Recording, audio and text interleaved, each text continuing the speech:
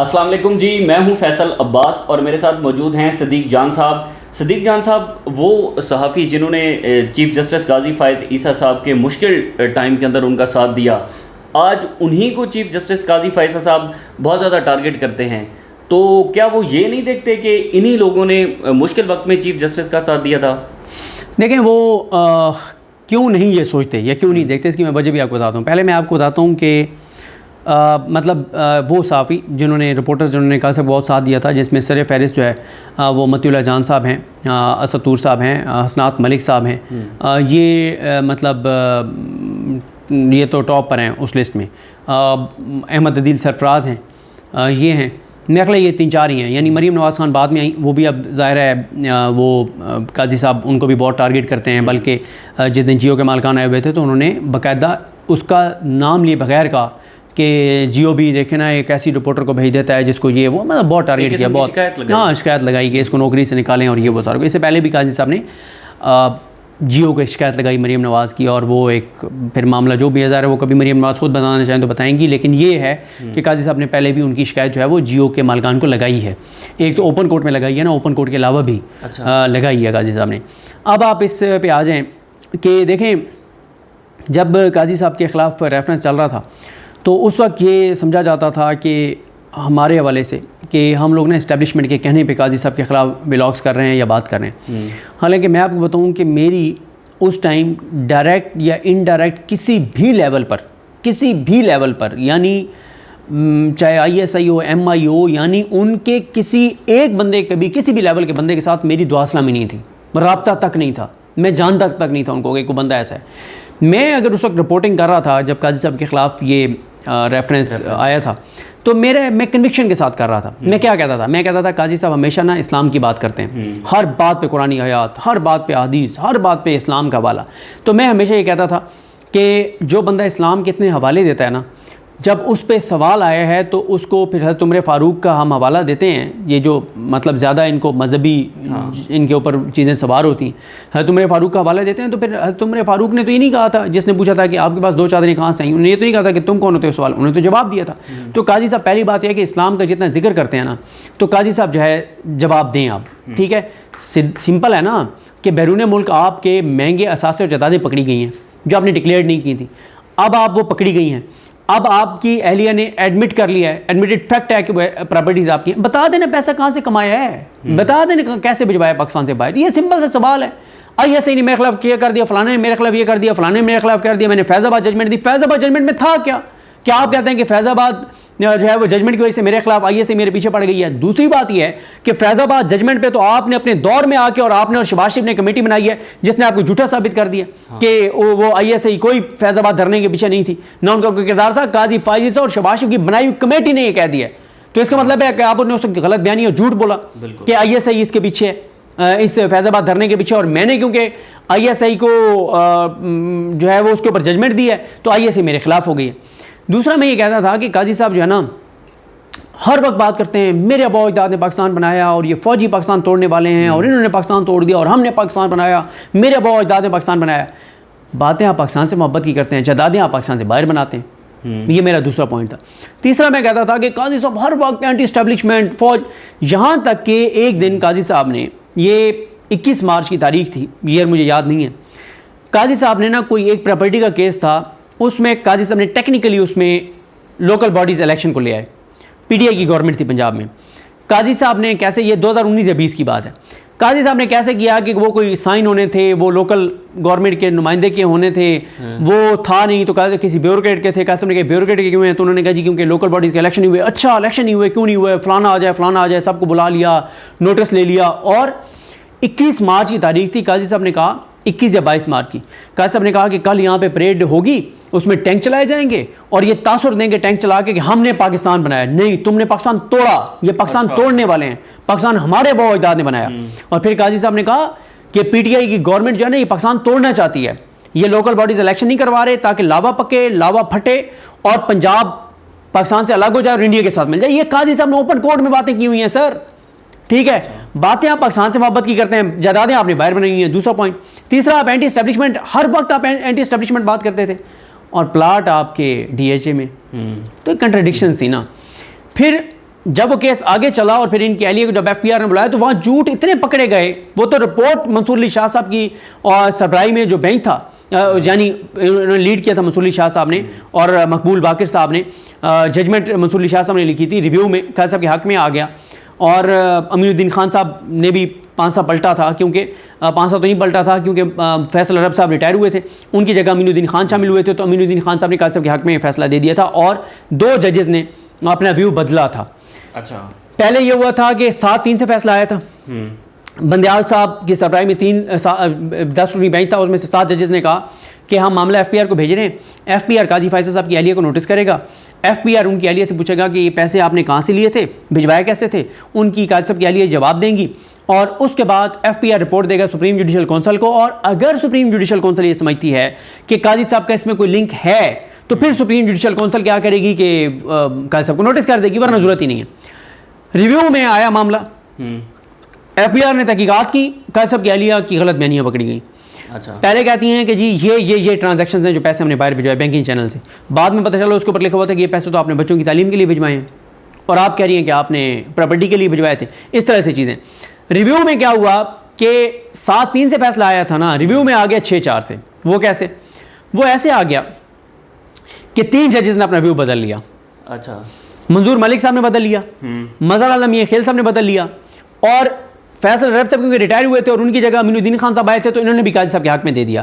اب آپ دیکھیں کہ جو 3 قاضی صاحب کے حق میں ویو جنہوں نے چینج کیا, تبدیل کیا, منظور ملک صاحب اس وقت جوڈیشل کمیشن آف پاکستان کے ممبر قاضی صاحب نے بنایا ان کو ریٹائر جج کے طور پہ. اچھا, مظہر عالم میاں خیل صاحب کو قاضی صاحب نے کیا کیا, ایڈاک جج لگا دیا. اس سے پہلے ان کو نگران حکومت نے بھی نوکری دی مظہر عالم میاں خیل صاحب کو قاضی صاحب کی وجہ سے. مقبول امین الدین خان صاحب تھے, ان کو اس وقت کمیٹی میں بھی قاضی صاحب نے شامل کیا اور ان کو ہر کیس میں بھی رکھتے ہیں. اچھا, پھر اسی طرح مقبول باقر صاحب ان 6 ججز میں تھے, تو مقبول باقر صاحب کو قاضی صاحب نے قاضی صاحب کی وجہ سے ان کو نگران سی ایم لگایا گیا تھا نا, اوبلائج کیا گیا تھا, اور قاضی صاحب نے ان کا نام بھی دیا تھا ایڈاک جج کے طور پر. پھر اسی طرح سے جو منصور علی شاہ صاحب تو اب ظاہر ہیں اور یاہی افریدی صاحب ہیں. اچھا, اب نا یہ ہوا کہ ریویو میں معاملہ 5 سے پلٹ گیا, ججز نے ویو چینج کر لیا, اور انہوں نے ججز نے ایف بی آر کی ساری رپورٹ فارغ کر دی, اڑا دی, زیرو کر دی, اور کہا کہ اس کا حوالہ بھی نہیں دیا جا سکتا. اب آ جائیں کہ آپ کا جو سوال تھا, یہ لمبی ہو گئی, ساری بات بیک گراؤنڈ بتانا ضروری تھا. قاضی صاحب کی وجہ سے مطلب یہ اس وقت بہت زیادہ ڈیفینڈ کر رہے تھے قاضی صاحب کو, بہت اگریسولی, اور فوج کو برا بھلا کہنا اور سارا کچھ. اسد طور کے ساتھ جو کچھ ہوا آپ کو پتہ ہے, متی اللہ جان صاحب اٹھائے گئے آپ کو پتہ ہے. پھر اسی طرح سے اپنا متی اللہ جان صاحب کو سپریم کورٹ نے نوٹس کیا جب انہوں نے بیک سٹیبرز کا 7 ججز کو اور سارا کچھ, تو ان کو توہین عدالت کا نوٹس ہوا کہ انہوں نے پیٹھ میں شروع گاؤں پہ اپنے ایک جج کی اور یہ وہ سارا کچھ. اچھا, جب یہ قاضی صاحب کا کیس چل رہا تھا نا اور قاضی صاحب دلائل دے رہے تھے, تو قاضی صاحب نے نا مجھے کسی ان کے تبلچی نے میرا بتایا کہ وہ بیٹھا ہے صدیق جان جو آپ کے خلاف بہت اگریسولی چل رہا ہے اور بڑی رپورٹنگ کر رہا ہے اور بڑے آپ الزامات لگا رہا ہے اور یہ وہ سارا کچھ. قاضی صاحب نے کہا کہاں ہیں, میں بیٹھا تھا, انہوں نے مجھے بلایا. اب قاضی صاحب کھڑے ہیں کیونکہ قاضی صاحب دلائل دے رہے تھے نا خود ہی اپنے کیس میں. قاضی صاحب کے ساتھ اور پتہ نہیں کون کون تھا, جو مجھے یاد ہے وہ امیر عباس صاحب مجھے یاد ہیں. اچھا, اپنے امیر عباس صاحب ہیں نا, امیر عباس صاحب تھے. قاضی صاحب نے مجھے بلایا اور سامنے اسد طور صاحب بھی کھڑے تھے. قاضی صاحب نے اسد طور کی طرف اشارہ کرتے ہوئے کہا کہ امیر عباس صاحب کو, پہلے مجھے کہا نا کون سے چینل میں ہوتے ہو, میں نے کہا جی بول ٹی وی میں. مسلمان ہو, میں نے کہا جی الحمدللہ, سچ بولا کرو, میں نے کہا ٹھیک ہے سر. اچھا, مجھے بہت سے لوگوں نے بعد میں کہا کہ تم آگے سے یہ کر دیتے وہ کر دیتے. میں نے کہا یار میرے والد کی عمر کے ہیں, سفید ان کے بال ہیں, میں بدتمیزی کرتا زیب نہیں دیتا نا, ان کا اپنا ظرف ہے, میرا اپنا ایک وہ ہے کہ میں نے نہیں بدتمیزی کی. میں نے کہا ٹھیک ہے سر. اور پھر لوگوں نے ان پہ بہت زیادہ وہ کیا بھی صحیح کہ آپ کون ہوتے ہیں کسی سے کسی کا مذہب پوچھنے والے اور یہ سارا کچھ. تو قاضی صاحب نے اسد طور کی طرف اشارہ کر کے اور امیر عباس صاحب کو کہا کہ ان کو جانتے ہیں. امیر عباس صاحب نے کہا جی ہم کولیگ رہے ہیں ایک چینل میں, سیکھیں ان سے, یہ جو کر رہے ہیں جرنلزم یہ ہے. اچھا, یہ یہ جرنلزم ہے, اسے صحافت کہتے ہیں, یہ کریں, سیکھیں ان سے. اور بہت کام اٹھا دیا اسد طور کا. اب اس کے آپ کے سوال پہ آتا ہوں کہ جو قاضی فائز عیسیٰ صاحب جس کی وجہ سے اسد طور نے سفر کیا, متی اللہ جان صاحب نے سفر کیا, حسنات ملک صاحب کے خلاف کمپینز چلیں, سارا کچھ اور سارا, وہ قاضی فائز عیسیٰ صاحب اب ان کے خلاف کیوں ہے نا. یا دوسرا اس کا پہلو جو میں سمجھتا ہوں کہ قاضی صاحب ان کا وہ احسان یاد کیوں نہیں رکھتے, یار ان کا میرے اوپر بڑا احسان ہے, یہ میرے ساتھ رہے, اس کی وجہ یہ ہے، اور صرف یہ نہیں کہ قاضی صاحب ان رپورٹرز کے احسان نہیں مانتے، جو اس وقت وکیل ان کے منیر ملک صاحب، ان کی سٹیٹمنٹس دیکھ لیں، بابر سب سے ٹیکنیکل اور مشکل پوائنٹ کے اوپر دلائل ہی بابر ستار صاحب نے دیے تھے، اور آج بابر ستار صاحب کے ساتھ جو کچھ ہو رہا ہے قاضی صاحب اس کے اوپر ایک لفظ نہیں بولتے، 6 ججز میں وہ شامل ہیں بابر ستار صاحب۔ قاضی صاحب اصل میں یہ سمجھتے ہیں کہ میں جو یہ ویو بدلا تھا منظور ملک صاحب نے اور مظہر اللہ میاں خیل صاحب نے اور امین الدین صاحب نے میرے حق میں ووٹ دیا تھا، قاضی صاحب یہ سمجھتے ہیں کہ یہ جو انہوں نے ویو بدلا تھا وہ اس لیے نہیں بدلا تھا کہ متی اللہ جان بہت رپورٹنگ کر رہا تھا تو اس کا ایک امپیکٹ بڑھ گیا تھا اور دباؤ بڑھ گیا تھا، ماحول بن گیا تھا، یا اسد طور کی رپورٹنگ یا حسنات ملک کی رپورٹنگ کی وجہ سے۔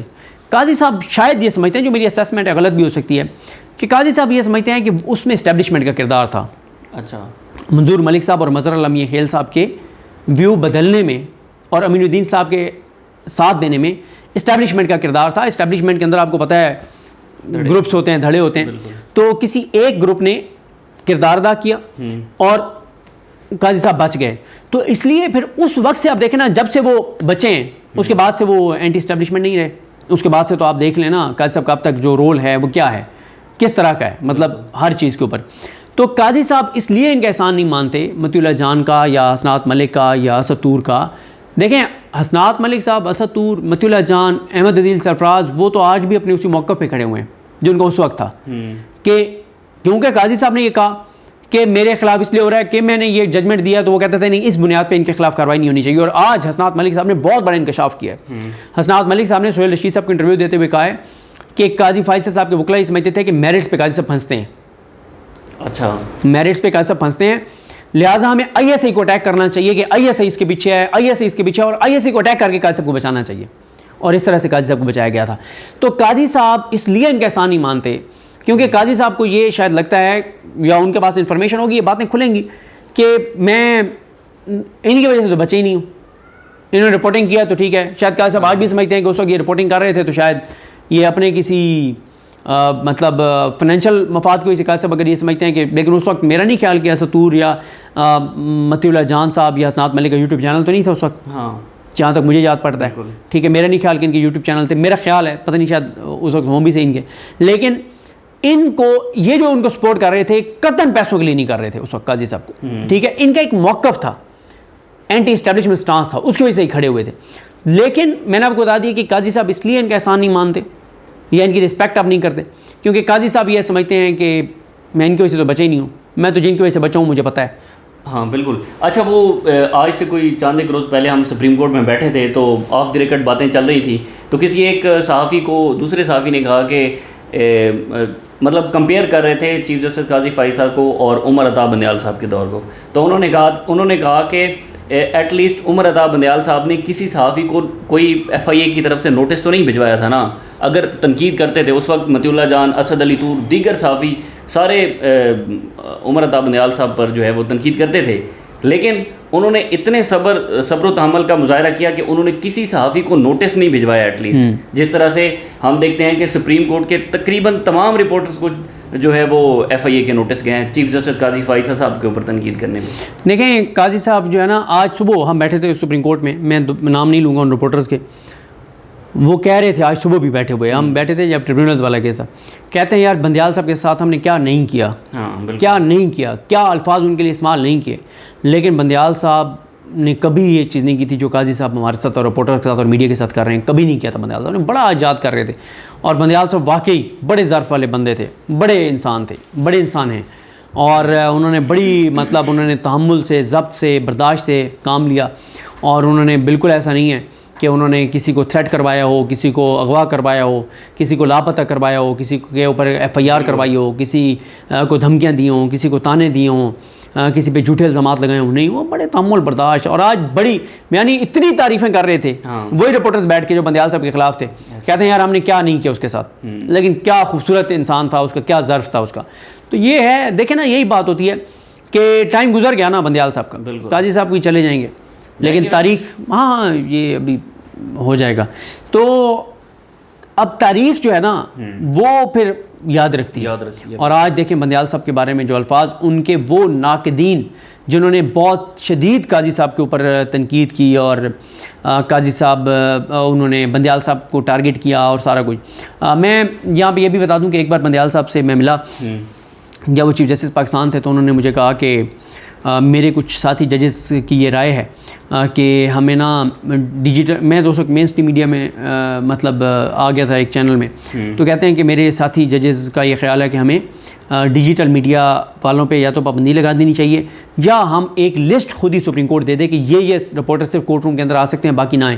لیکن کہتے ہیں یار میں اس حق میں نہیں ہوں. تو ایسے انہوں نے میری رائے کہ کیا یہ میرا فیصلہ درست ہے کہ میں یہ سمجھتا ہوں کہ ہمیں نہیں روکنا چاہیے اور آئیں سب, کوئی مسئلہ نہیں ہے, تنقید کرتے ہیں کریں, کوئی مسئلہ نہیں ہے. تو میں نے کہا سر یہ آپ کا فیصلہ 100% درست ہے, آپ کو بالکل یہ کام نہیں کرنا چاہیے کہ آپ, میں نے کہا آپ ان پہ پابندی لگائیں گے اور زیادہ ہائپ کریٹ ہو جائے گی کہ جناب یہ 4-5 فلاں صحافی ہیں جن کے اوپر عمر بندیال صاحب, اور میں آپ کو بتا رہا ہوں وہ اتنے, ایک بار صرف ایسے ہوا تھا کہ وہ عدالت میں ان کی آواز اونچی ہوئی تھی اور اگلے دن آ کے انہوں نے معافی مانگی کہ کل میں نے وہ دیکھا میڈیا پہ رپورٹ ہوا کہ میری آواز اونچی تھی, تو ایز اے جج میری آواز اونچی نہیں ہونی چاہیے تھی کورٹ روم میں, تو میں معذرت خواہ ہوں, میں معافی مانگتا ہوں. یہ ظرف تھا.